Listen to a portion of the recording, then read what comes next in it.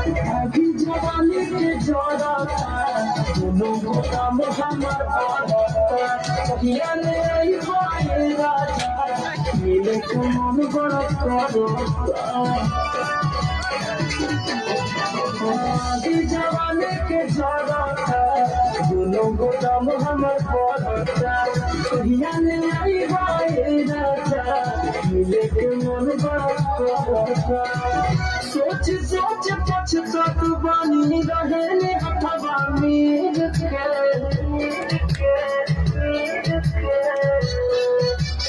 पानी रगड़त बानी पानी रगड़त बानी राजा हो पानी रगड़त बानी राजा हो वाला चीज